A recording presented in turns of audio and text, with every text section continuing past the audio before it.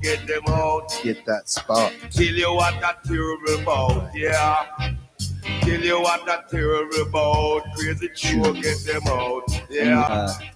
Not the trade to borrow, cause the member tomorrow him too like sorrow. Not the trade don't trust, cause they don't like the rush, and they don't use the brush. Until you say a shiny brush, but that terrible brush, yeah. We out of sight, not the have up him height, not the have by sight, not the trade don't fight, yeah. Well, watch your man. That the good day and that discipline. Every discipline is what words needs today, baby. Discipline, you know. Every and every discipline. Every discipline, not the good day and that. Well, what?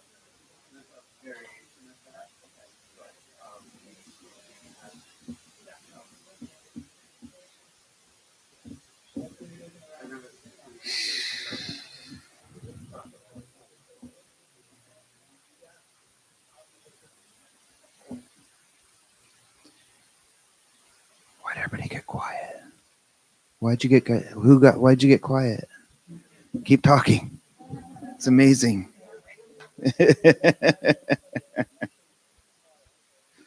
Okay, now you can stop talking. I'm just kidding. Welcome, everybody. Glad you're here. Welcome to the Sit, Feel, Heal Center. It's the Santa Cruz Meditation Group tonight. My name is Joe. Settle in. We meet here on Thursdays at 7. We have a restroom around the corner. To my left, your right, next to the tea area. If you want some tea, and so also a little water, filtered water thing. If you want some water, stay hydrated.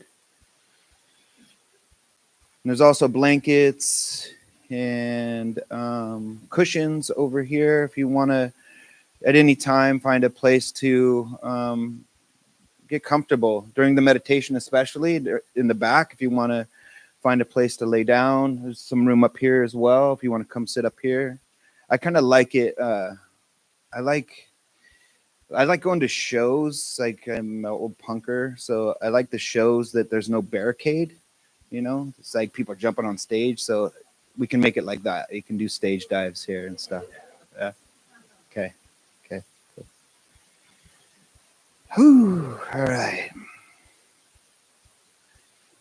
So how we usually begin is we'll just do a little arriving meditation.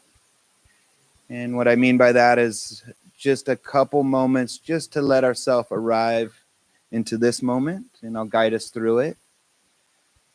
So just taking a moment to feel the feet on the floor, the body in the seat. And especially if you haven't been in this room before, letting the eyes kind of wander around the room, checking out your space.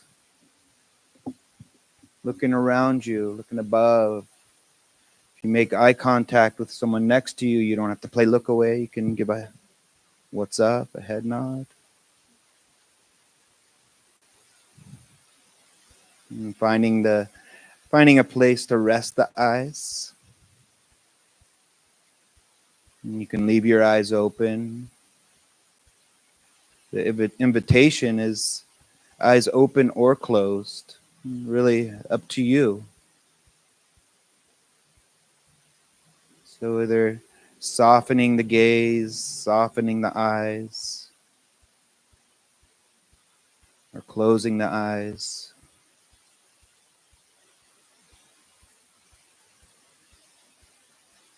And just notice what's present.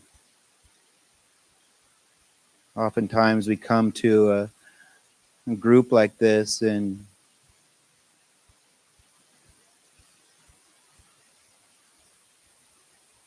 we think that the whole day can just stay out the door, but here it is. And so there's feelings, there's emotions, there's a whole energy. The energy of rushing to get to a meditation group. And some beautiful irony in that. So we don't need to get rid of anything here. All parts of you are welcome. The mind is restless. Just naming that the mind's restless. The mind's ready to settle, let it settle.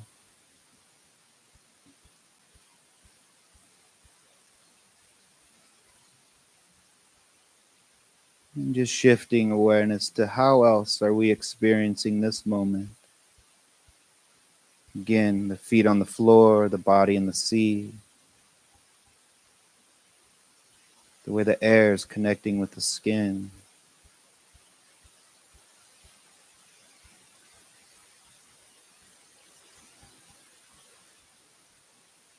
Noticing the sounds.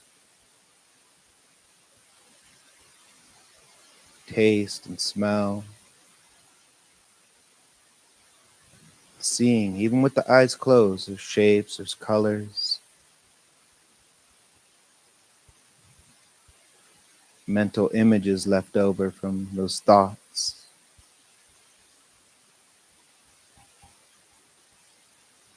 And then right here in the middle of each moment, is this dear friend, the breath, just breathing, all on its own.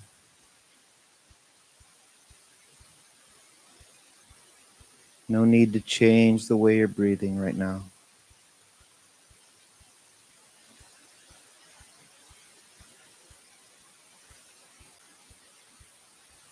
You've arrived. Nothing else needs to be done for your arrival.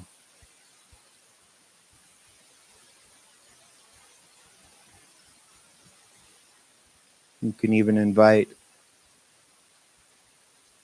anything that is keeping you from arriving just to take a rest for right now.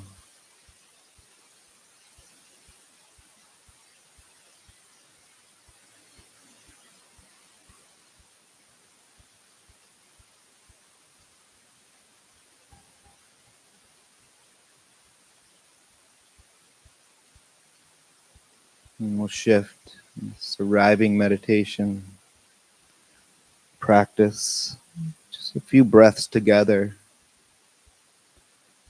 In this practice, doing this together, so sometimes it's nice to intentionally do these breaths together. So if you'd like, on the count of 3, I want to invite you to gently breathe in through the nose and just let the air fall out the mouth.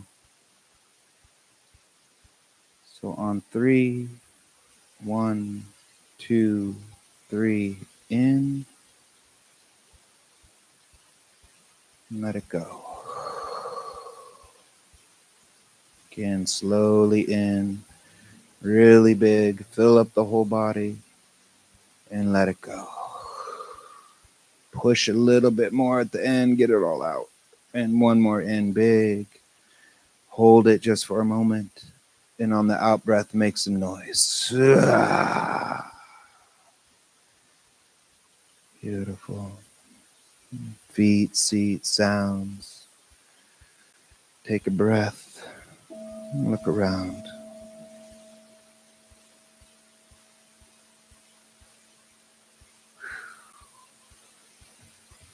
Yeah. I want to welcome this part of you that's here now.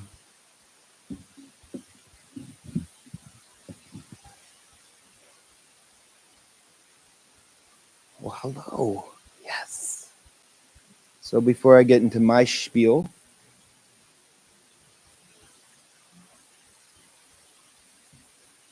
let's hear from you. What's your intention for tonight? Let's shoot for the stars. I really want y'all to shoot for the stars. What do you want to happen tonight? What's your intention? Let's do it. Or just in general. What's your intention for practice? Or just coming here tonight? What would you like? What would you like out of this practice? Reset? hear that. And yeah, if we could speak just, it's kind of hard. I've been noticing it gets denser. Just if we could speak up a little bit too, so the people in the back can hear us. Reset. To feel at ease. Love it. You want a deep meditation. You want to go deep, down, down, down. To connect with stillness. Beautiful. Yes. To say what one more time? To feel lighter. Yeah. Mm-hmm. Enlightenment. You're ready. You can feel that.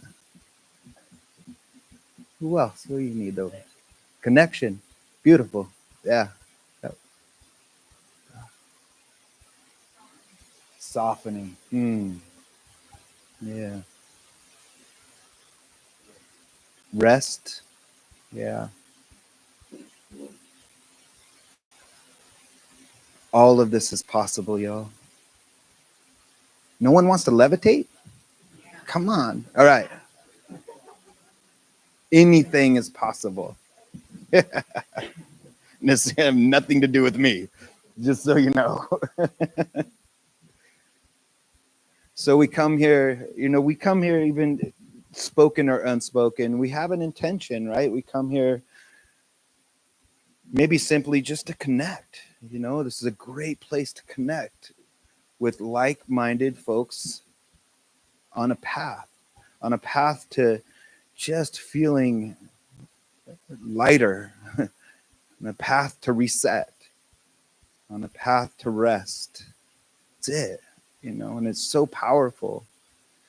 And I don't know, I've really been able to get a sense of it here just from y'all showing up, and it's been so beautiful. And I was just speaking to a friend earlier. At the same time, it's been hard for me to really just let it seep in, but every time I see y'all in the room and see just you showing up and connecting, I'm like, there it is. Yeah. So thank you for your practice. Really appreciate it. And again, anything's possible, but there's no guarantees, and not that there's it's a sliding scale thing here. So there's no money back if you don't levitate. I'm sorry. But I've been reflecting lately. I wanted to offer something tonight for us all to reflect on. And again, everything that I offer here is my perspective, my reflecting on these practices, and encourage you to find out for yourself something for you to reflect on. And I do feel like, and I could be wrong, but most of these spiritual practices, modalities, religions, whatever you want to call them, are just perspectives. We want absolute, and sometimes, I don't know, I'm not going to get into that. Anyway, here we are. But tonight I wanted to reflect on,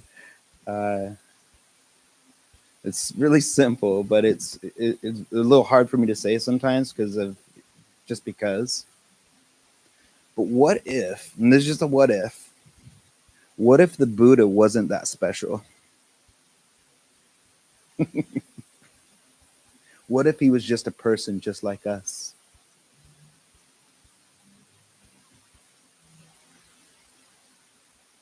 What if the whole point of what he taught, like everything he was offering back in the day, way back in the day, wasn't to follow him, but to follow a path that he, I don't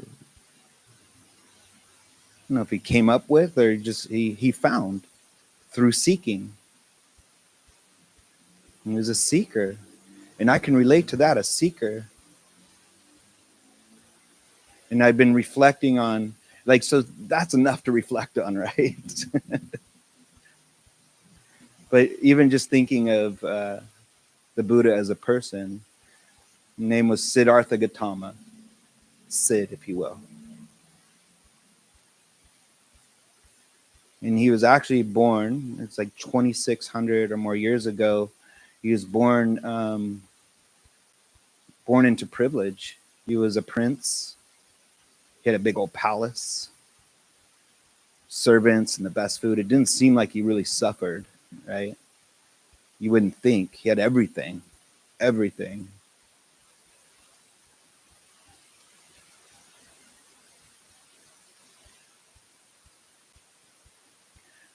But what I can relate to too, not totally relate to, but is where this suffering that stemmed from, and it kind of has to do with the psychology of like early child development stuff. And the story goes that Buddha's mother died 7 days after his birth. So just that, there's something there, yeah.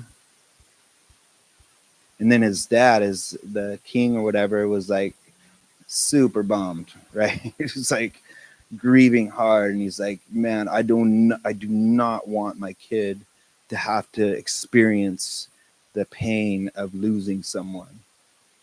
And I can relate to that. I really wanted to shelter him, so built this huge palace around him, and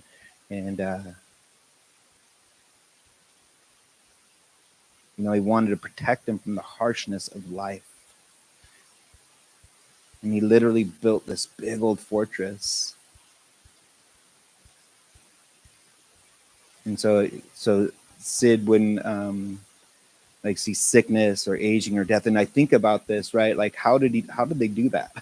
That dude's sick. Get him out of here. Sid might see him, right? They're like, how the fuck they do that? In this protection, it's almost, and I relate to it so much being a dad of this helicopter parent, right? It's like, but this kind of control kind of thing, it looks like love, it could, but the psychology of it is that it's trauma too. There's a trauma in that. It's developmental trauma from an early age. And when I use the word trauma, it's there's varied trauma, right?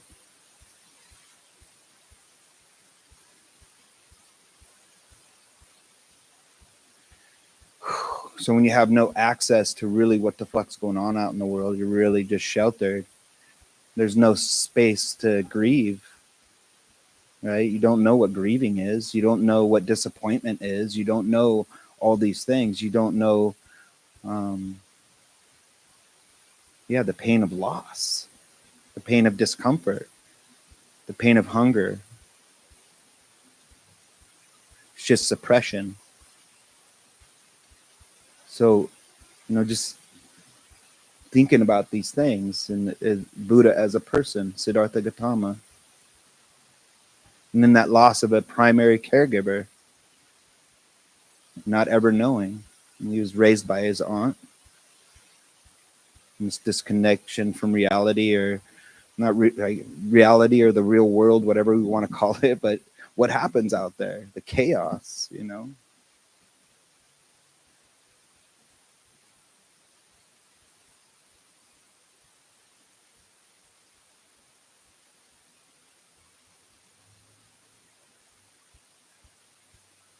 we find these kind of things in our own life, right? Throughout our life, it's the kind of things that condition the shape of how we relate to the pain in our life. So when we speak to the trauma aspect of it, and I really want to be light with that word, because there's again, there's major fractures in life, and then there's all these little traumas that we don't even really see. It just goes unnoticed. But the Buddha, Siddhartha Gautama, keep going back to Sid. Yeah.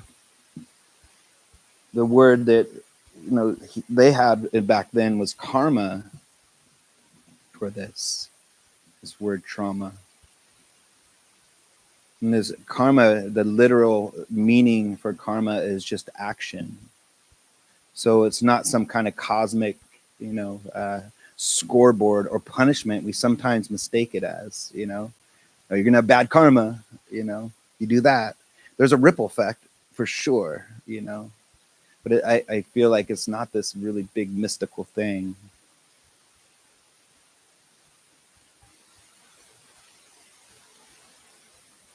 But it's the imprints of intentional actions, the habits, the patterns, the reactions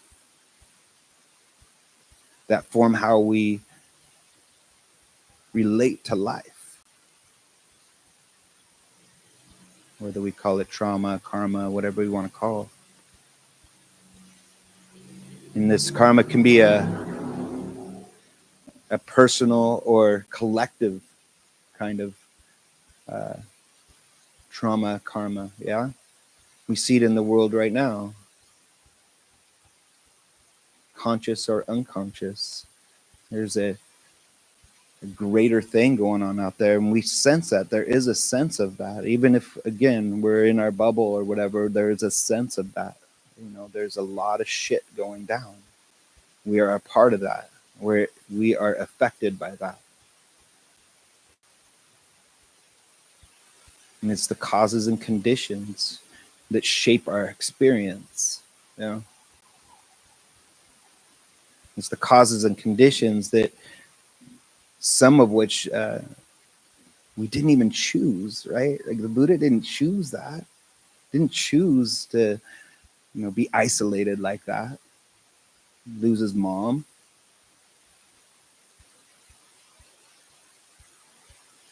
But we can choose how we meet them now. And that's what we're doing. We can choose how to meet these parts of us that were wounded. It's not the wound itself. It's not the instance itself. It's how we can meet the wounded part of us that experienced that. And that's what I feel like our practice keeps showing us how to do, is to meet ourselves in a new way, to meet those, to first uncover them, see the origination of like that stems all this shit of how we how we connect in life, how we navigate life. And the poet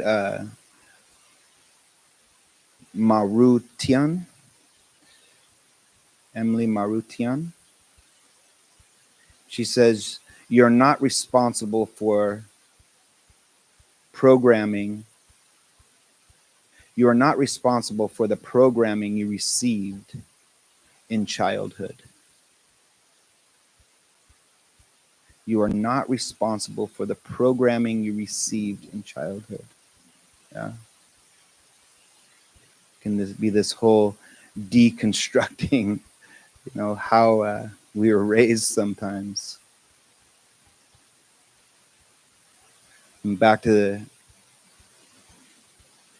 the Sid story, though, that he suffered, and he didn't even, there was a discomfort within him, even if he fucking had everything. Think about that. He had everything, and he still suffered.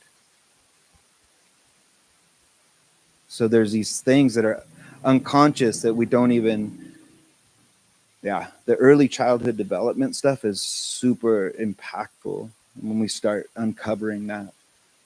Not to blame, but to actually meet us the way that we should have been met. To show up for ourselves with kindness, wisdom, compassion, love. So Siddhartha grows up in this bubble, right? But eventually he sees the suffering. And he was 29 years old. Check this out. 29 years old. It's a fucking long time, right? And I don't know what happened, but he's like, yo, there's something more than this. And he grabs his cousin, Ananda, and goes, let's bounce. Let's get out of here. Let's go check. I want to see what's outside these walls. I love getting into that. That's, yeah, that's it. I see it. It's like, go check this out. F my dad. We're going to go do this. But that's when he goes outside these walls and he sees sickness. He's like, what the hell? What's wrong with that dude? It's like, that guy's sick, dying. He's like, what the fuck? Never seen that. 29 years. What the hell? Aging, death. And it fucks him up. It's like, what the hell?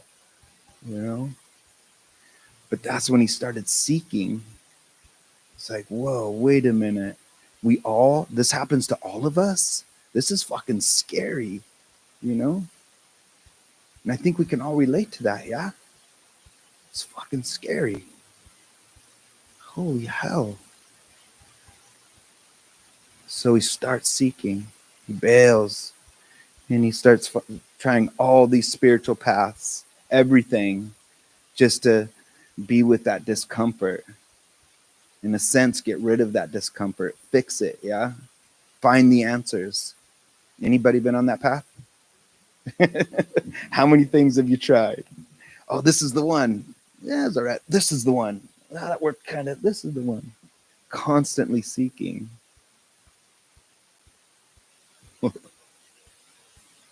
Renunciation, starvation, mind-blowing meditative states this guy gets in, yeah.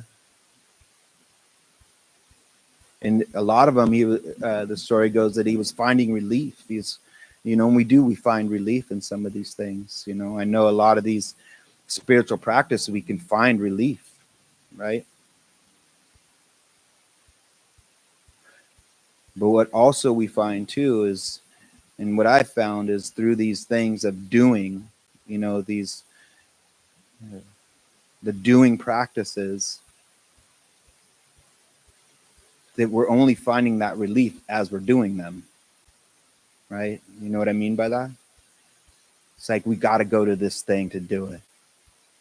I know a lot of people that work with plant medicines and have beautiful opening experiences. And when we're having a talk, it's like, I can feel them just like what they're experienced and how it just shifted everything in them. And it sounds so beautiful. And they're like, yeah, and I got to do the next one's coming up next month. Like, wait a minute, it's right here. It's right here, right? Yeah. But it wasn't until Buddha Siddhartha Gautama stopped chasing. He was finding relief, but then, when he wasn't hanging upside down, I think there was one where he's just hanging upside down for like in weeks, days at a time. He'd find these blissful, magical states, but then, he'd come back down to earth. His feet would fucking hurt. And then he'd be suffering again. All the feelings were there. But when he stopped chasing that, how am I going to fix? Until he just sat with what is. Just fuck it. Found a tree, a little bit of shade. I'm chilling here until I find it. I like that, Story goes, it took him 7 days or something, but I don't know. I've been on some long meditation retreats, and I didn't find total nirvana. I found some peace and ease, though. Beautiful.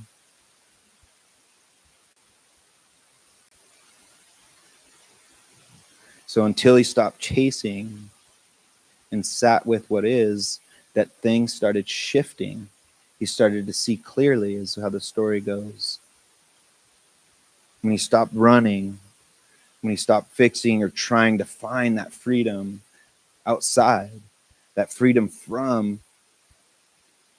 or that freedom of, really, freedom of discomfort, freedom of fear, all the shit that he felt. He just sat and he noticed something. He noticed that the pain was there, and it doesn't just arise just from pain itself, but from our relationship to the pain, right? Why do I feel this way? I shouldn't feel this way. This sucks. This is unfair. Why me, not them? All the things.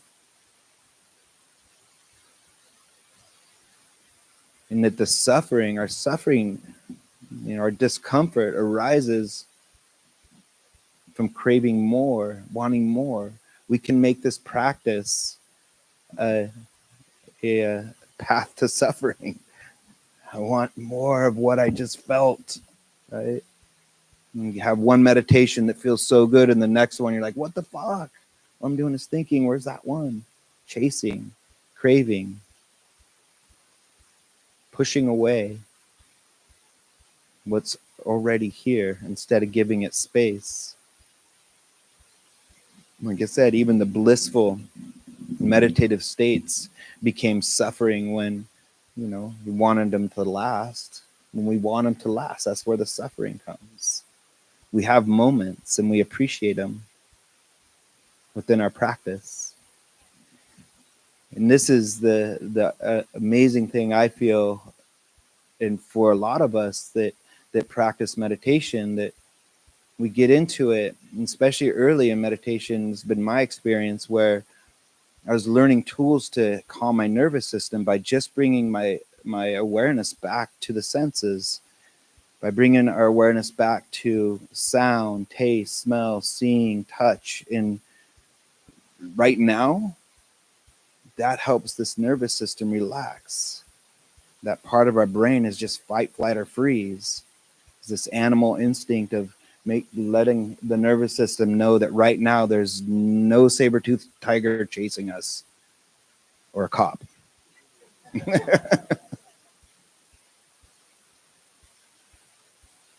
And what the Buddha started doing, or Siddhartha at the time, was that he noticed this, right? He noticed the greed, the hatred, the delusion, all the stories of you're not good enough, who do you think you are to fucking want to find enlightenment, find peace and ease. You can't do this shit, And it's what referred to as Mara. And Mara is, I feel, just the conditions of his mind. And so the Mara was just fucking throwing arrows of judgment, greed, hatred, delusion. And Buddha was seeing this and just fucking said, yo, I see you, Mara. I see you. Didn't try to push it away. Just, you're there, and it touches the ground. And the mystical part of it is he touches the ground and all Mara's arrows just fell to the ground, But basically he just fucking felt his feet on the ground, felt the earth. What is true right now? What is being experienced? Feet, see sounds. Take a breath, look around, right? It's simple as that.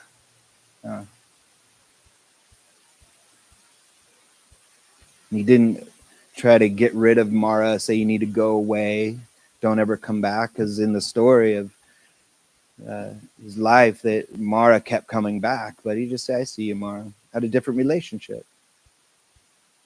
And whatever your Mara is, whatever, the doubt, the self-doubt, the worry, I'm not good enough, whatever, the judgment, I see you. I feel you. Didn't banish it or try to get rid of it.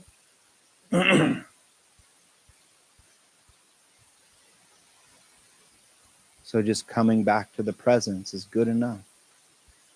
Coming back to what is here right now. What is true in this moment? Because when we're caught in our Mara, our story, it's definitely not what's happening now. It's something that may have happened in the past that we're just really stuck in. Something we're really worried about in the future. It's fucking tripping us out. And it's not to dismiss the past, and it's not about that we don't show up for the future stuff. But the more we come back to here, the more we can have more information and more compassion and wisdom to meet those parts of our story. And this is where the healing begins, is when we begin to let the compassion arise naturally. Compassion isn't fixing something, not figuring it out. It's validating experience and just letting it be here. I see you. And when it gets sticky, coming back to what is true right now, when it's like I'm getting really stuck or I'm floating far away, coming back to the feet, coming back to the seat, coming back, you know. And over time, we create space where we can be curious about, I'm just say Mara just because, but just the emotions, the stuff that starts arising in our practice. Because also the thing that happens in practice a lot of times, if you continue, it's your practice is going to change. Your meditation practice will change. In the beginning, I was finding a lot of relief just coming back to the breath and body over and over, creating a lot of space. And there was also I think a trust that, or something shifted that, okay, you can look at this stuff now. And all the shit started rising, all the stuff that I was distracting from my whole life with substances and behaviors. And it was just thoughts and emotions. And I'm like, fuck, what happened? I lost it, right? But this tool of I see you, this tool of you can be here, just like what we're talking about coming in. And I mentioned it's whatever you're coming in here with, it doesn't need to stay out the door. Give it space just to be here. Give it a seat next to you.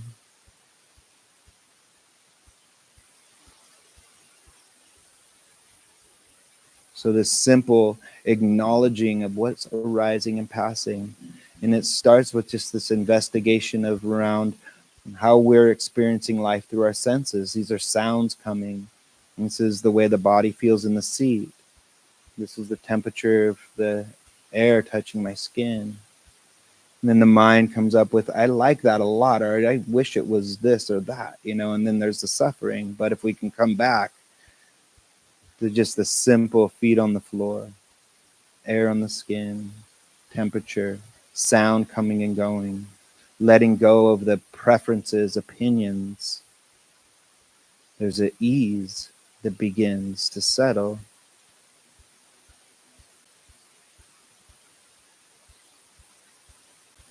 So Siddhartha Gautama,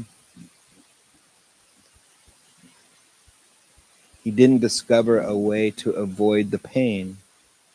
And that's what I like about reflecting on his practice, of his journey, because I do feel like he was just one of us. He was a seeker, and he was also a person that wanted to share and have other people experience some peace and ease in their life.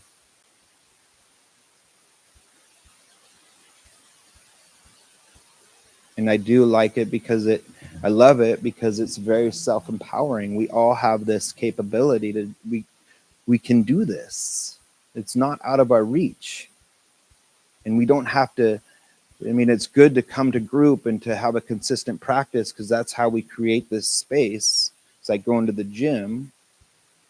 But eventually, what happens is it just becomes who we are. It's not what we have to do. Mindfulness is just how we approach experience as it arises. I always think about like an athlete that goes to the gym a lot, right? They're doing like a football player, soccer player, hella push-ups, you know, pull-ups, all kinds of different things. They go to the gym a lot. then when they're on the field and they're kicking a goal, they're just kicking a goal. Or, you know, they're not like, oh shit, I got to tackle that fool. I better do some push-ups real fast. It just becomes part of who we are, because it is. I feel like it's a training the mind to get back into its default, to rest, to digest, so that we can be with the stress in life more skillfully, right? Because life is fucking stressful, and the mind is capable of dealing with stress. But, and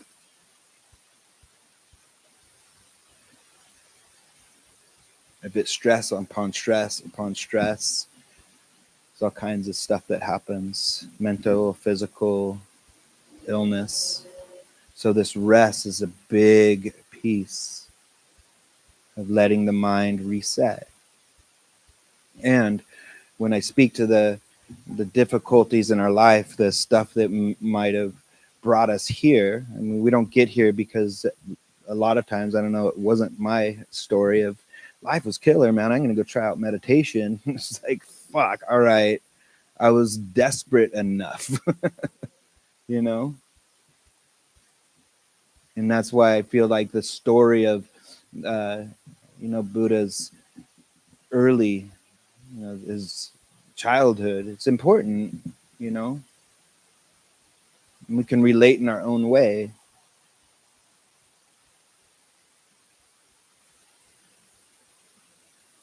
So,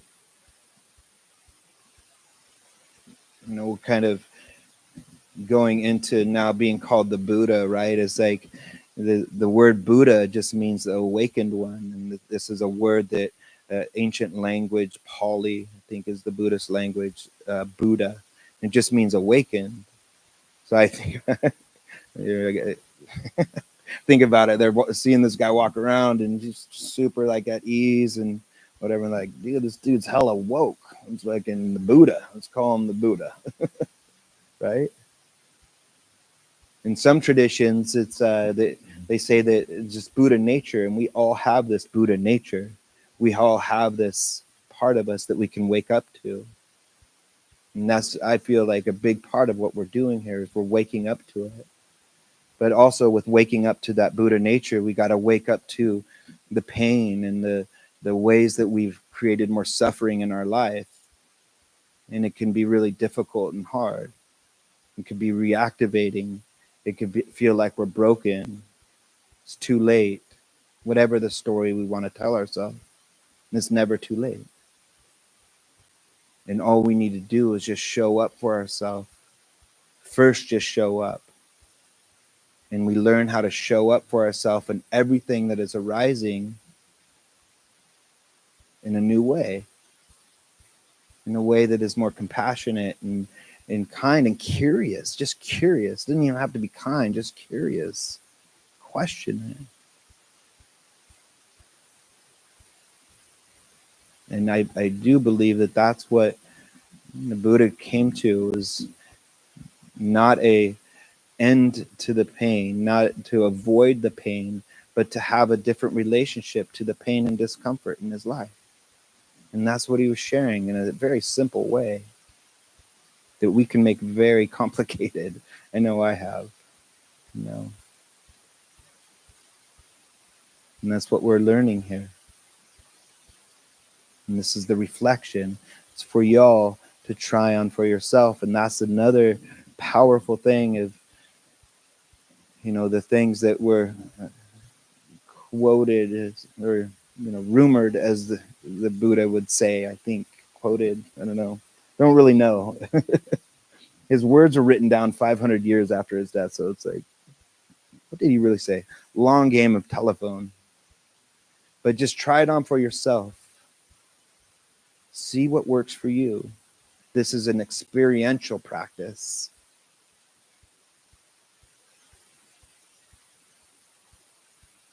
And it's basically, we show up for ourselves and we start orienting to what those words, and Pali words, sila, samadhi, pana. And it's just the ethical conduct, the sila, is we start aligning with the ethics. A lot of people in recovery were coming to what, uh, letting go of some unskillful behaviors, get more in line with our ethics, be a good person. Samadhi is the practice, meditation practice. And Pana is just the wisdom that arises in our practice. And it's not smart wisdom like a lot of things. It's we just see the wisdom of what's here, right? The ephemeral nature of all things, including our thoughts, our emotions. When we soften around them a little bit, when we give them space, when we stop identifying with them, right? We experience anxiety. We experience sadness. We are not sadness. We are not anxiety. But it's important to be clear that, yeah, we're experiencing that. And how do we hold this experience?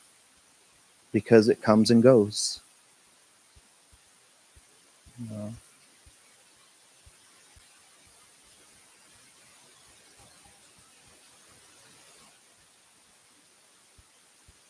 Is also quoted as the Buddha saying that the way is not in the sky, the way is in the heart. So it's nothing outside of us, it's right here. And I feel like all these traditions, all these paths, all these messages are just leading us back to our hearts, to our truths. And it's hard, it's difficult, it feels too fucking slow. We come from a culture of instant gratification. So again, like I said in the beginning, when I see y'all here showing up for yourself, it just brings me so much joy and inspiration. Where I've been so tangled up in all the other stuff, I'm like, oh, this is amazing. Yeah, you inspire me to practice. So maybe tonight we just do what Sid did. Let's just sit with what is. Yeah, whatever arises is gonna arise. We don't need to escape. We don't need to fix it.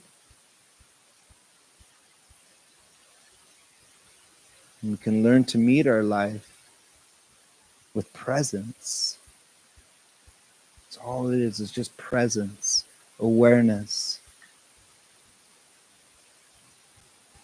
And if Mara shows up, we see it, come back to the feet, the seat, the sounds, the breath.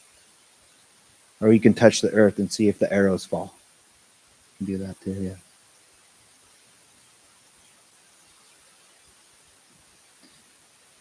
And please remember, this is a key point. We're not broken. Nobody in here is broken. Nothing needs to be fixed. We've just been misguided. And we get to learn to hold ourselves in a new way. Show up for ourselves, even when we make mistakes. Even when we're like, ah, man, did that thing again. You're here. It's so beautiful. And we're just human. Navigating this fucking clunky ass human experience. It's fucking difficult. Within our personal experience of our life, how we are raised, whatever the baggage we have, and then we have what the fuck is going on everywhere else. There's a lot. So we come here so we can be more there. It's like when there's turbulence on a plane, they drop down the oxygen mask. What do they say to do first? Put yours on. Don't try to help everybody else first. Check in. Check in. So we're just human, just like Sid. I think those are my words. Those are a lot of words. Holy shit. Sorry. So we're going to take a quick break. So take a 2 or 3 minute stretch, bio break. If you want to smoke, there is a smoking section down way in the back of the center over there. You hoodlums, so go on down there, and I'll ring a bell in a minute.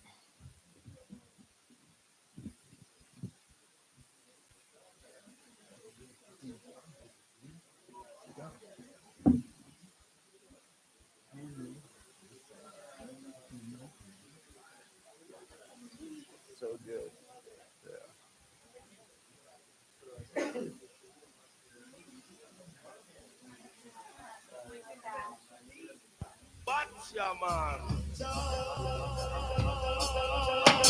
Man is driven to a dark. Discipline's what the world needs today, you know. The discipline and discipline, every discipline. Yeah.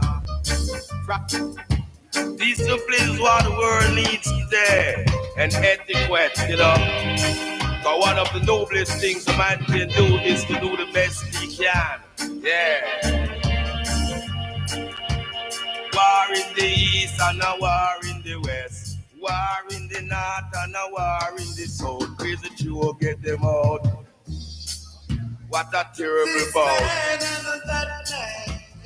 What ya man, not true. He's the same kind of man. He treat don't trust cause him don't like the rush. And him don't use the brush cause that shiny brush. Yeah. A war in the east and a war in the west. War in the north and a war in the south. Crazy Joe, get them out. Crazy Joe, get them out. What a terrible bout, yeah. Well, watch your man. Man is joined to a dark discipline what the world needs today. Go the under discipline, heavy discipline. Go the under discipline, manners and etiquette, you know. Yeah. Man is joined to a dark discipline what the world needs today, baby. Every discipline, you know. Not true. Anywhere you go, he likes to see my rasta.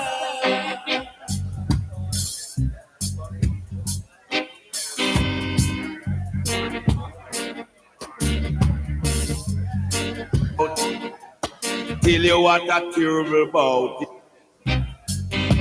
That terrible bout. Crazy Joe, get them out.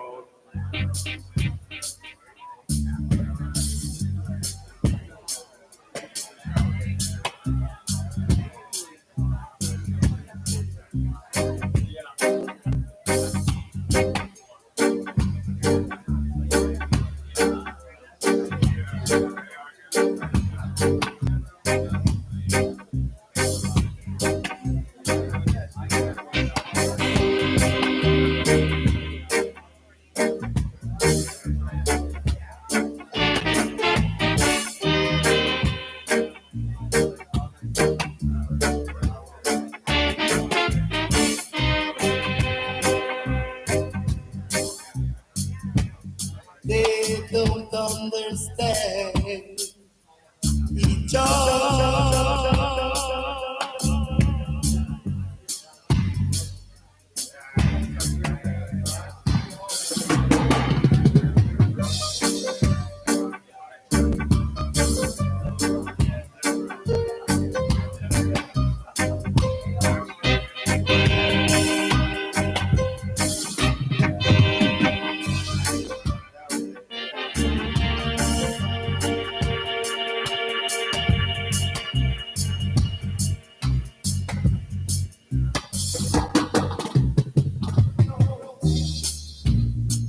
This man and that man. Watch your man, not is the same.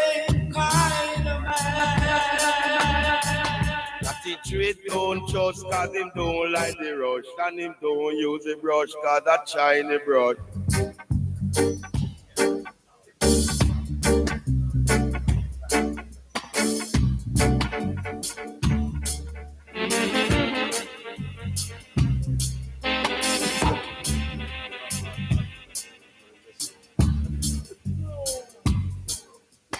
I gotta let it go.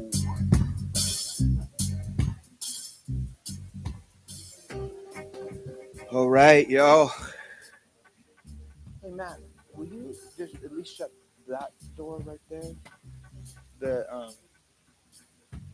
Yeah, the first one. That one slides. Yeah. And then there's a little. And then y'all, if it gets too breezy, go all the way. There's another place where they can get into. Yeah, yeah. And if it gets too breezy, you guys can shut that part of the door too. Yeah.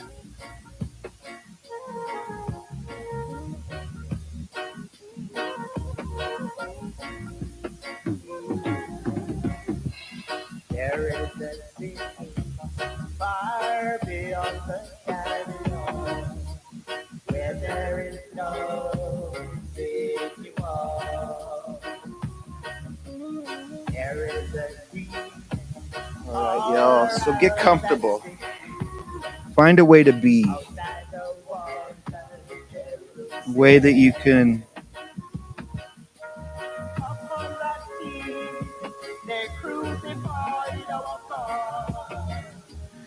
show up for yourself in maybe a little bit more of a kind way. A posture that is relaxed but alert. Offer some guidance. Follow along as much as you'd like. Or just use the words.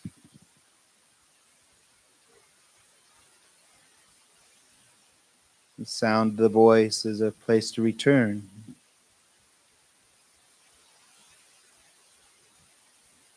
Everything here is suggestive. So finding a posture that feels supportive, lying down or sitting, standing.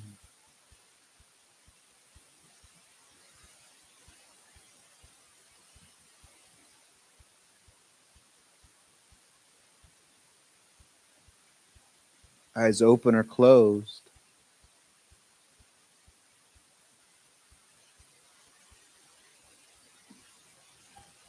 And just feel into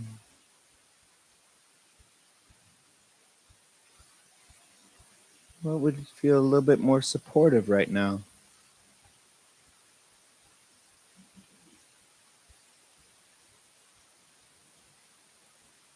Noticing as we shift this awareness from outward to inward.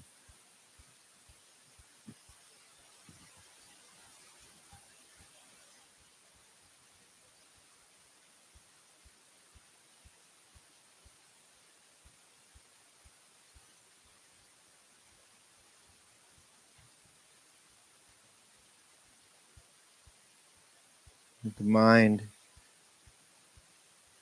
might have a mind of its own right now.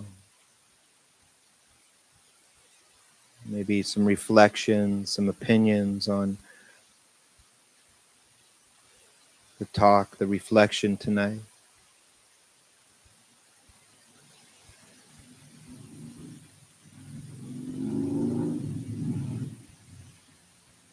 And most likely, thoughts that have nothing to do with what's going on right now.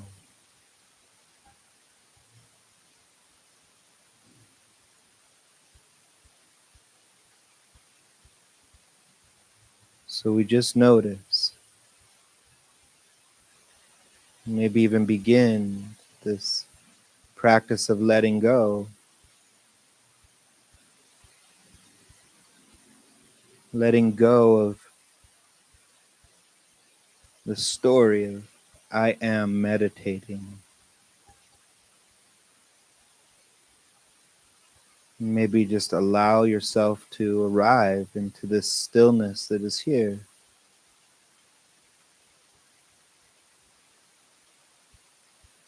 Feeling into the weight of the body and the chair, the contact with the floor, the earth beneath you.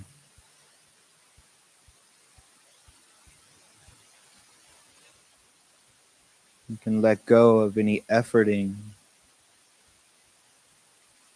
to find the perfect posture.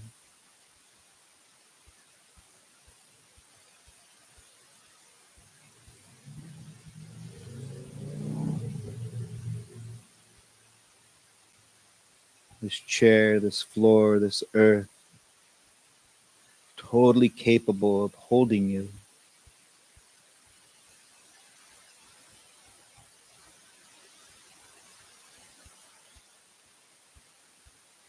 So what would it be like if you just allowed that? You allowed yourself to be held.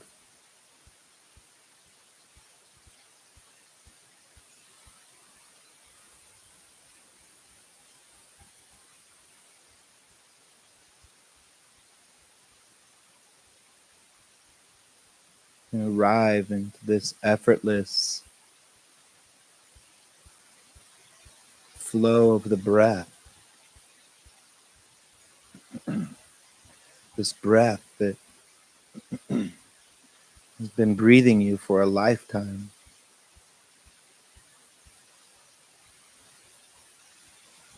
There's no need to change the way you're breathing. You just notice.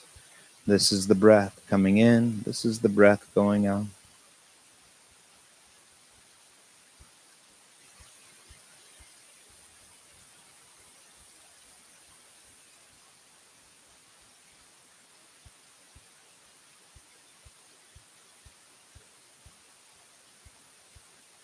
In a sense, this breath is breathing you.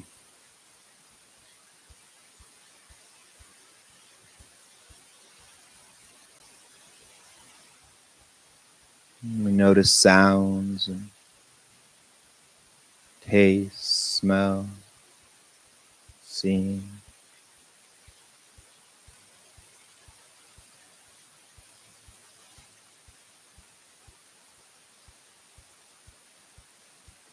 Present time awareness of right now is like this.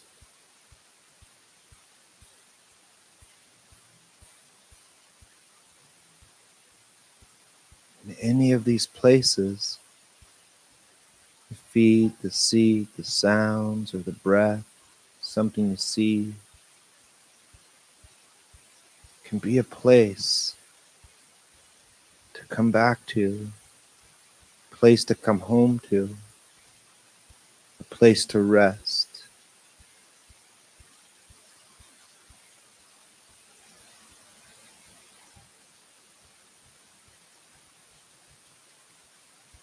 When thoughts arise and take you away,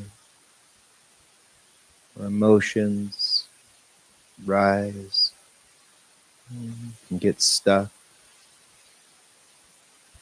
you don't have to push, you don't have to hold on.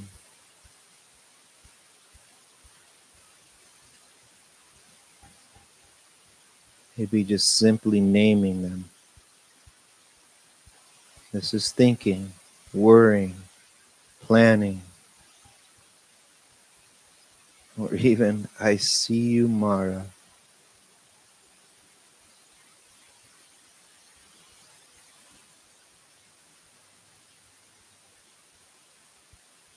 Noticing this pattern of the mind to cling and push away.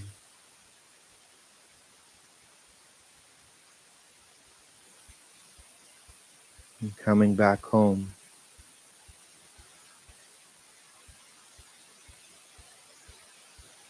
Back to the feet, see, sounds, or the breath. You get to choose.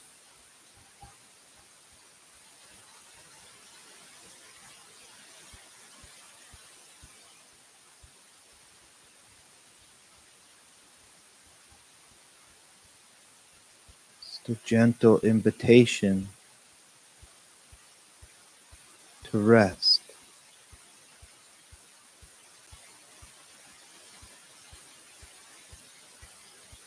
A reminder that there's nowhere that you need to go right now. Right now, there's nothing you need to do.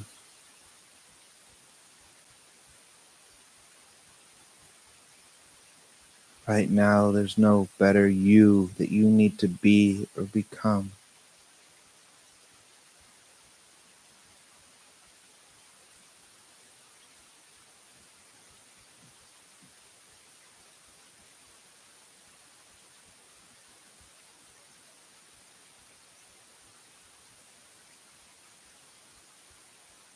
There's nothing you need to fix or figure out.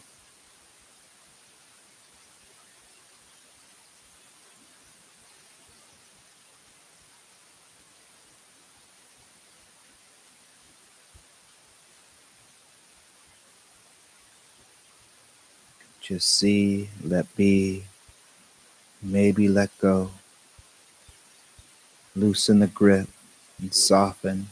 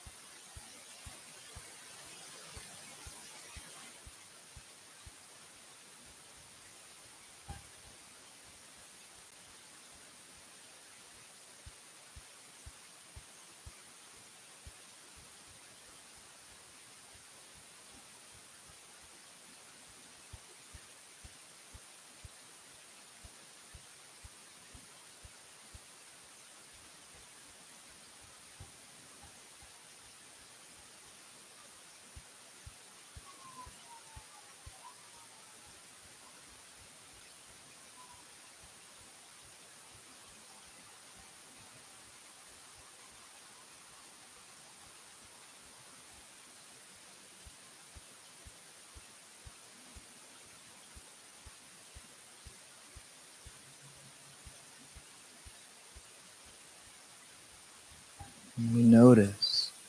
We notice when there's distraction. We notice the opinions, the preferences, the stories that get attached. And without judgment, we let go by just letting be and coming back.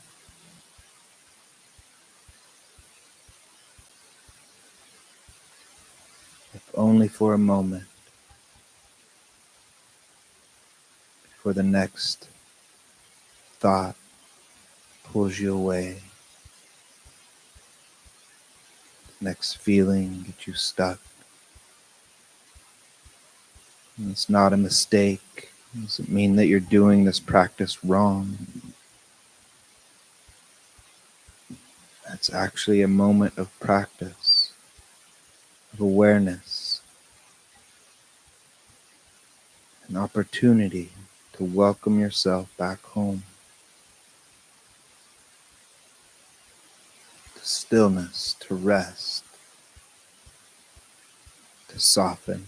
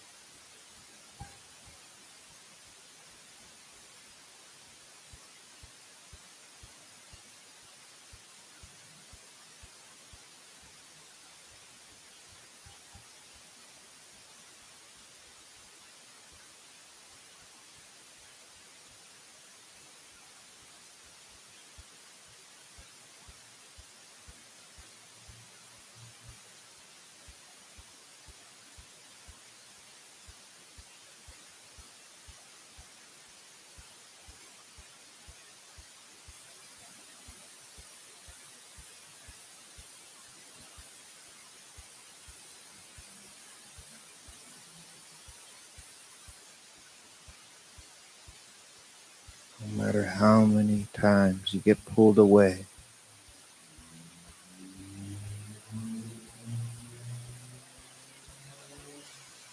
10,000 times, thoughts pull you away.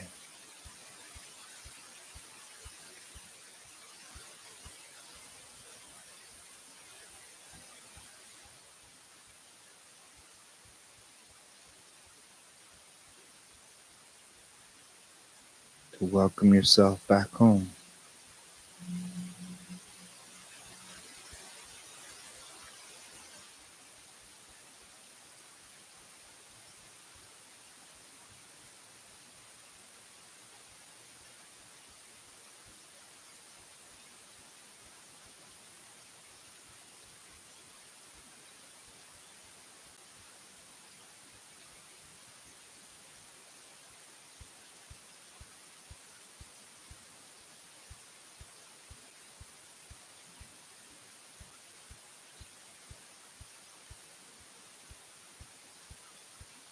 And if something strong arises,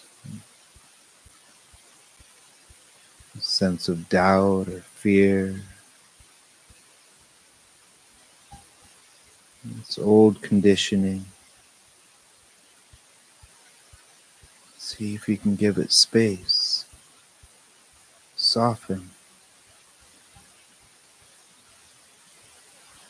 Meet it with curiosity.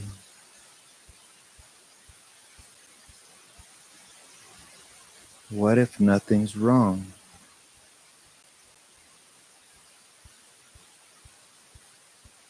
What if it's just the mind doing what the mind does?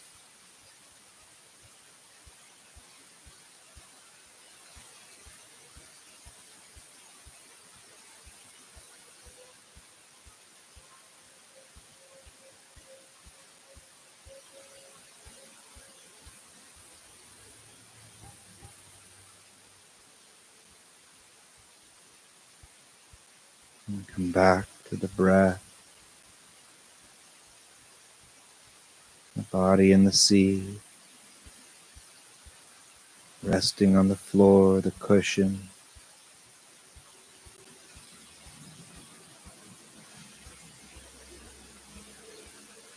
Coming back to right here, right now.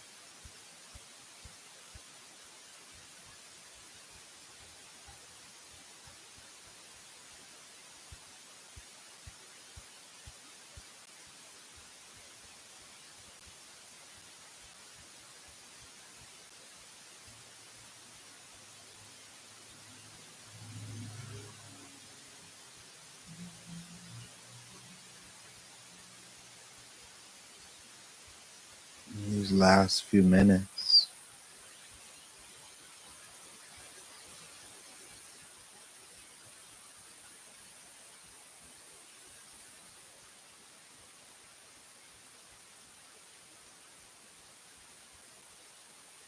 Them filled with tenderness.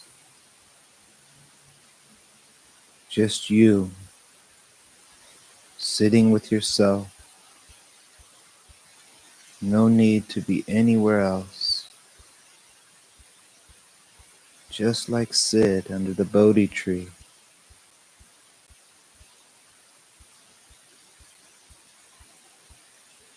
You are already on the path.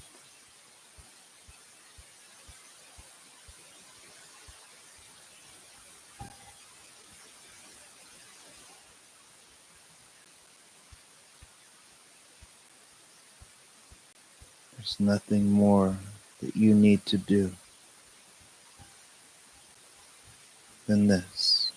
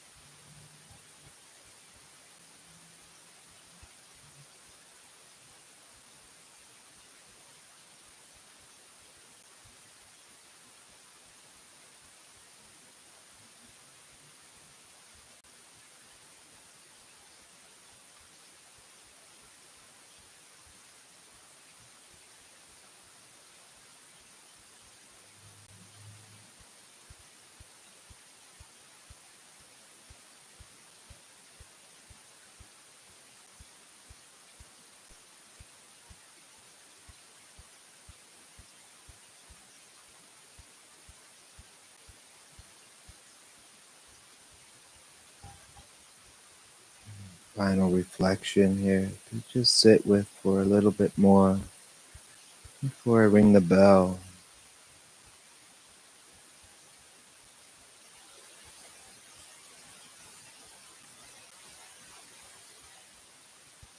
And sending some appreciation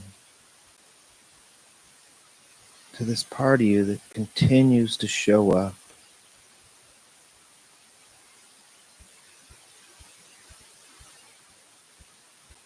Continues to show up even when it's not the meditation you once had. Or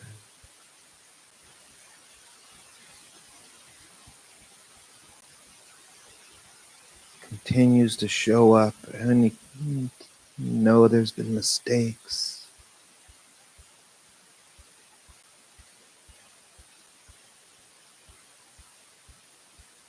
It's part of you that has the healthy sense of desire to truly be free.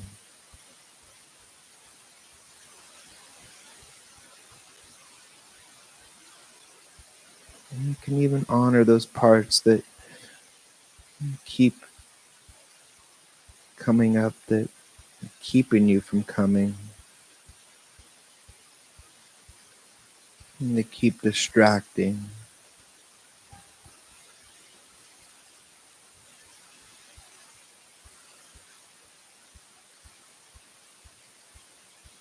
In a sense, they're just wanting you to feel better too. But there's a deeper knowing that this way to freedom is right here, turning inward,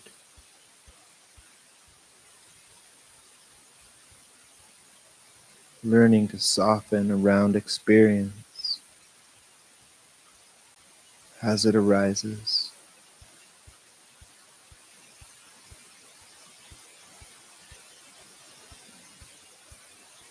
You're doing great. Better than you can even imagine.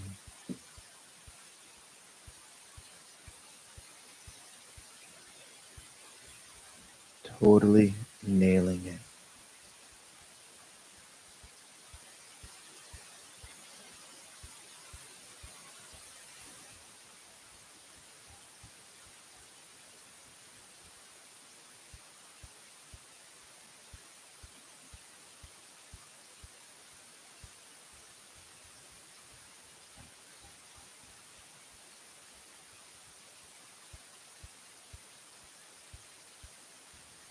As I ring the bell,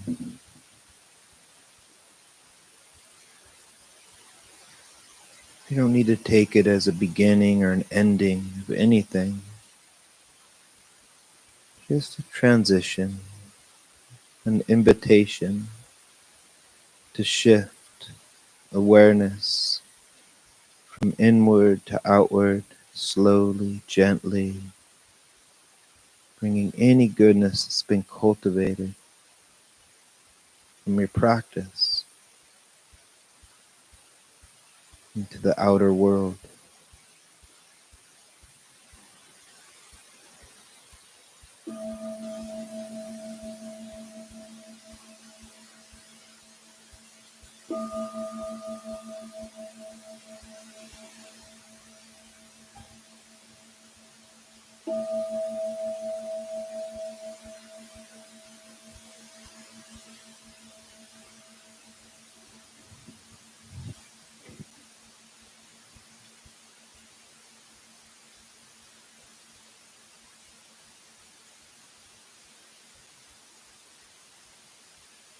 Thanks for your practice, y'all.